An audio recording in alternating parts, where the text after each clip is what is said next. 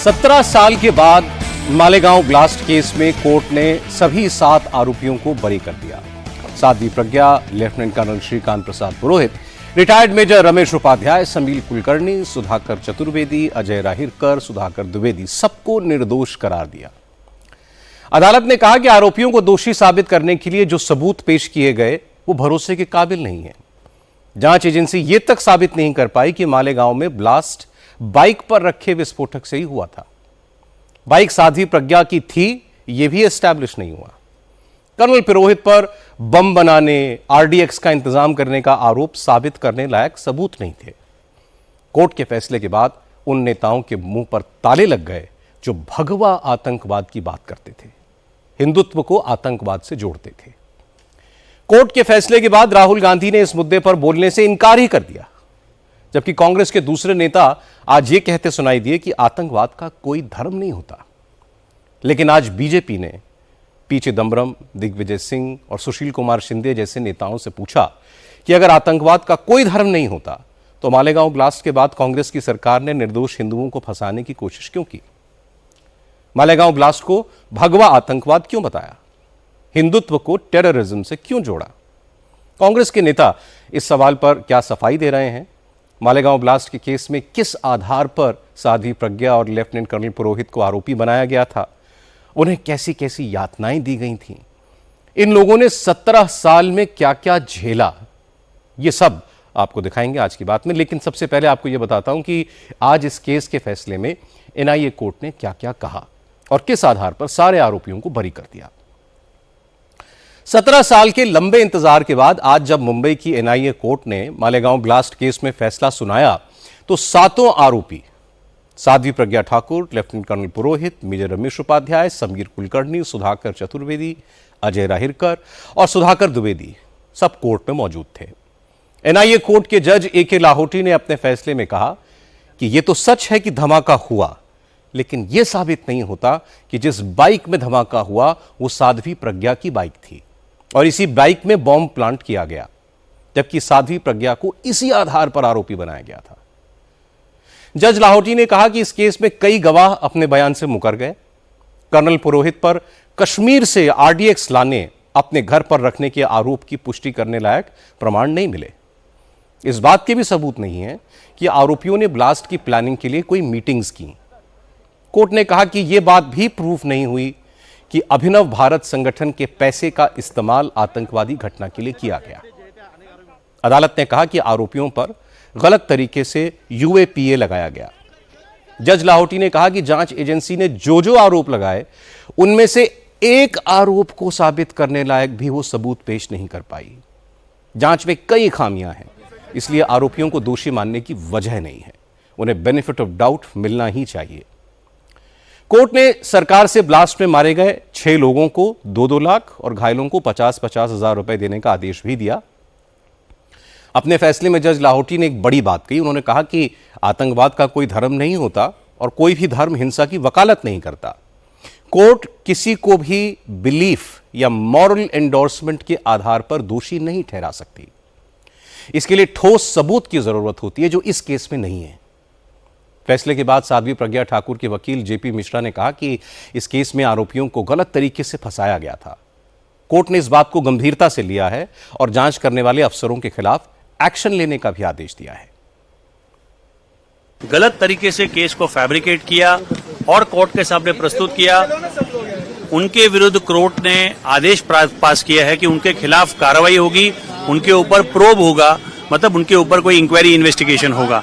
तो ये एक महत्व की एक घटनाक्रम ऐसा है कि जो लोगों ने ये सारा इम्प्लांटेशन किया है, जो लोगों ने आरडीएक्स इम्प्लांट किया और जो लोगों ने निर्दोषों को फंसाया है, उसके खिलाफ ने भी कोर्ट ने अपने निर्देश जारी किए हैं कि उनके खिलाफ प्रोसिक्यूशन होगा, उनके खिलाफ इंक्वायरी होगी। मालेगांव ब्लास्ट की चर्चा इसलिए ज्यादा हुई क्योंकि इस केस के बाद ही पहली बार भगवा आतंकवाद जैसा टर्म कॉइन किया गया। असल में 29 सितंबर 2008 को महाराष्ट्र के मालेगांव में एक बम धमाका हुआ।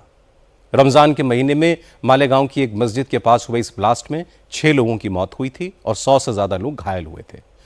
उस वक्त देश में कांग्रेस की सरकार थी। पी चिदंबरम देश के होम मिनिस्टर थे। अक्टूबर 2008 में इस केस की जांच एटीएस को सौंपी गई। उस वक्त हेमंत करकरे एटीएस के चीफ थे। एटीएस ने अक्टूबर में ही साध्वी प्रज्ञा को अरेस्ट कर लिया। इसके बाद नवंबर में कर्नल श्रीकांत प्रसाद पुरोहित समेत कई और लोगों को गिरफ्तार किया। इनके खिलाफ मकोका लगाया। 16 आरोपियों के खिलाफ चार्जशीट फाइल की गई। इस चार्जशीट में साध्वी प्रज्ञा पर यह आरोप था कि जिस बाइक में ब्लास्ट हुआ वो उनके नाम पर रजिस्टर्ड थी। कर्नल पुरोहित पर कश्मीर से आरडीएक्स लाने, उसे छिपाने और साजिश रचने का आरोप लगा। रमेश उपाध्याय, समीर कुलकर्णी, सुधाकर द्विवेदी और अजय राहीकर पर साजिश में मदद करने के इल्जाम लगाए गए। फिर 2011 में इस केस की जांच एनआईए को दे दी गई। मई 2016 में एनआईए ने अपनी चार्जशीट में 6 आरोपियों को क्लीन चिट दी। आरोपियों के ऊपर से मकोका के चार्ज भी हटा लिए गए। 10 लोगों के खिलाफ आरोप तय किए गए, जिनमें से 3 अब भी पुलिस की गिरफ्त से बाहर हैं। लेकिन 17 साल के बाद आज कोर्ट ने सारे आरोपियों को बरी कर दिया। कोर्ट के आज के फैसले के बाद लेफ्टिनेंट कर्नल पुरोहित भावुक हो गए। उन्होंने कहा कि जांच एजेंसियां गलत नहीं हैं, लेकिन एजेंसियों में काम करने वाले कुछ लोग गलत हैं। कर्नल पुरोहित ने कहा कि उन्होंने एक सैनिक के रूप में देश की सेवा की, उनकी वर्दी पर दाग लगाया गया। ऐसा कोई काम वो सपने में भी नहीं कर सकते। इसलिए आज सच की जीत हुई और सच की इस लड़ाई में सेना और देश के लोगों ने उनका साथ दिया। इससे उन्हें इतने लंबे वक्त तक संघर्ष की ताकत मिली। I am extremely grateful to the country and all those who stood by me and by us. I am grateful to the judiciary for understanding the case and delivering justice to all of us. During all this fight, all my friends, my colleagues, especially the armed forces, my army, the way they stood by me, I have no words to express my gratitude towards all of them. We are a great country. I expect and I wish that everyone should contribute positively towards it. Malais are over. इस राष्ट्र ने मुझे सेवा करने का मौका इसके पहले दिया, बेल पर आने के बाद भी दिया और परमात्मा की मैं बहुत बहुत धन्यवाद देता हूं कि इसके बाद भी वो मुझे मौका दे रहा है एक निर्दोष निकलने के बाद। मैं चाहता हूं कि भगवान और मातृभूमि हर एक को ये मौका दे और देते रहते हैं। कमी हम में होती है कि हम उसका फायदा नहीं उठाते। ठीक है, तो देश का काम करो भाइयों। ठीक है, और कुछ नहीं है, देश के सिवा और कुछ नहीं है। इस केस में आज ही दोषमुक्त हुए सुधाकर चतुर्वेदी ने कहा कि आज भगवे की जीत हुई है। कोर्ट के फैसले ने साबित कर दिया कि हिंदू कभी आतंकवादी नहीं हो सकता। सुधाकर चतुर्वेदी ने कहा कि आज सिर्फ बेकसूर लोग बरी हुए हैं, लेकिन इंसाफ अभी अधूरा है। अब उन लोगों को सजा मिले जिन्होंने यह झूठा केस तैयार किया और हिंदुओं को बदनाम किया। विजय तो हुई है, लेकिन अभी न्याय नहीं हुआ है। न्याय तो जो इसके दोषी हैं, जिन्होंने प्लांट किया घर में, जिन्होंने फंसाया, जब तक को नहीं आते घरे में, तब तक न्याय कैसे है। भगवा की जीत हुई है। भगवा आतंकवाद कभी होता नहीं है। भगवा आतंकवादी होता नहीं, हिंदू आतंकवादी होता नहीं है। आज माननीय न्यायालय का जो आदेश है, जो कॉपी है, उसमें स्पष्ट लिखा हुआ है कि जो हमारे घर में बम प्लांटिंग किया एटीएस ने, स्पष्ट बोला उन्होंने।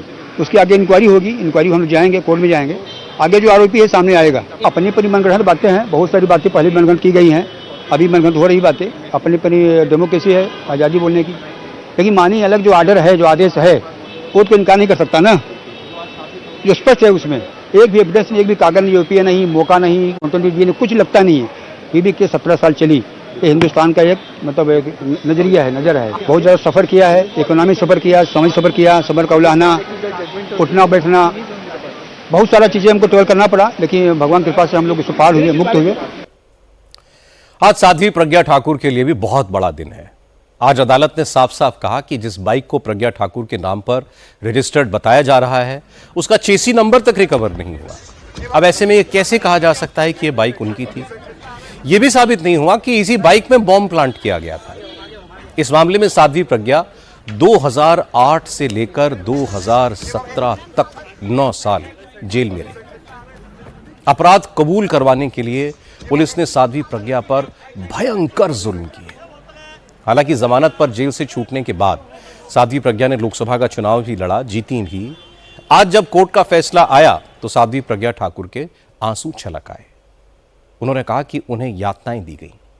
एक सन्यासी को आतंकवादी घोषित करने की कोशिश की गई।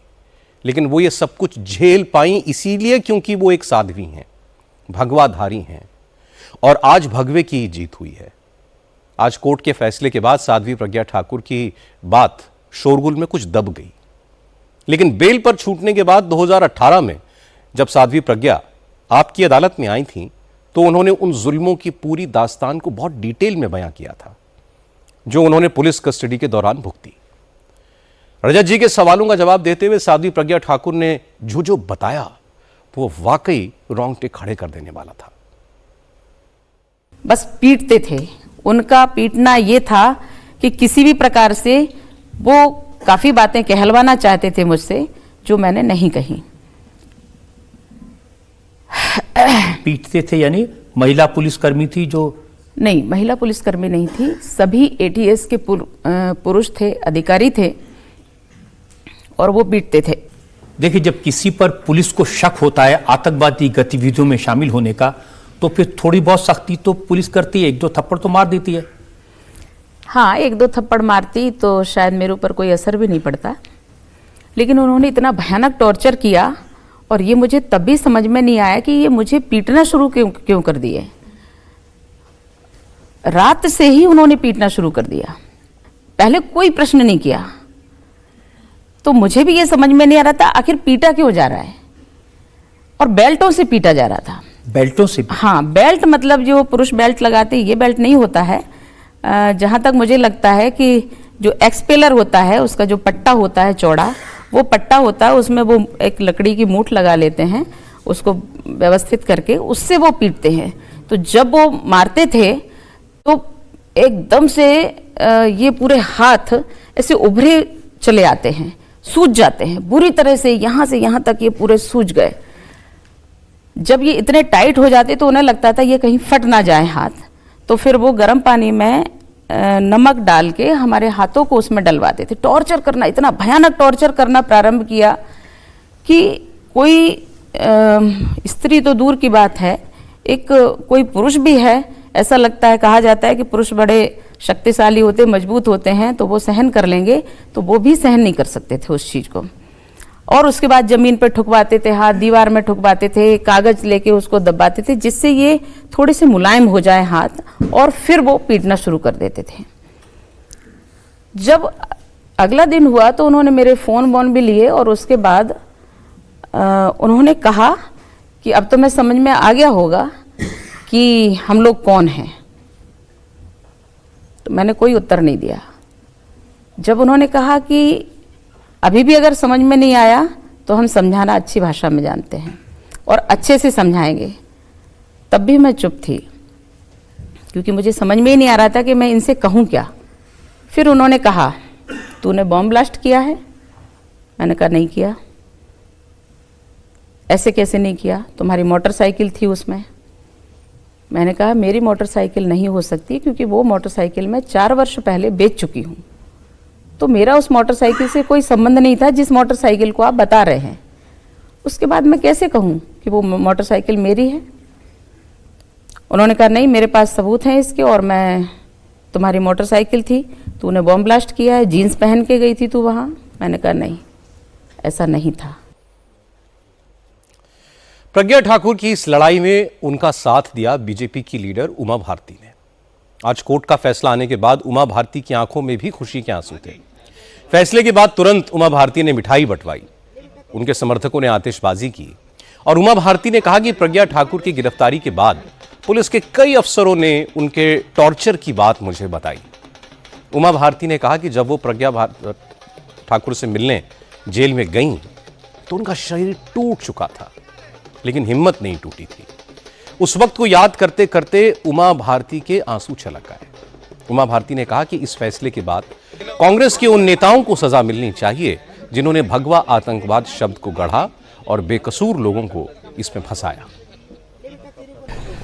मैं इस बात पे इतनी खुश हूं कि मेरे पास लफ्ज नहीं, क्योंकि मैं जब प्रज्ञा नासिक की जेल में थी तो मुझे एक पुलिस अधिकारी, महाराष्ट्र पुलिस अधिकारी के जरिए पता लगा कि प्रज्ञा का बहुत टॉर्चर हुआ है। कोई प्रज्ञा से मिलने नहीं जाता था, तब मैं प्रज्ञा को मिलने गई हूँ नासिक की जेल में, और जब प्रज्ञा मिली तो मैं फूट फूट के रोई। और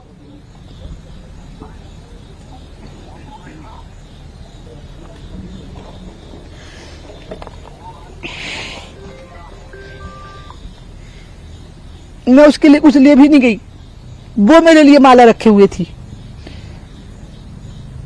और मैं रो रही थी और वो मुझे चुप करा रही थी, क्योंकि जो मैंने उसके बारे में सुना था एक पुलिस अधिकारी के द्वारा, उसने कहा हाँ दीदी ये सब मेरे साथ हुआ है। वो इतना शर्मनाक था, इतना यातनादायक था कि बड़ी मुश्किल से कोई स्त्री उस प्रताड़ना को झेल सकती थी। आप सोच नहीं सकते हैं कि आज मुझे कितना आंतरिक शांति प्रदान करने वाला ये फैसला है। लेकिन अब मैं ये चाहती हूं कि पी चिदम्बरम, दिग्विजय सिंह, राहुल गांधी, वामपंथी, समाजवादी और कांग्रेस पार्टी के वो सब नेता जो भगवा आतंकवाद शब्द को गढ़ करके उसको सत्यापित कर रहे थे, आज उनकी चौराहों पर खड़े करके कौन सी सजा होनी चाहिए, अब मैं ये जानना चाहती हूँ, देश की जनता जानना चाहती है।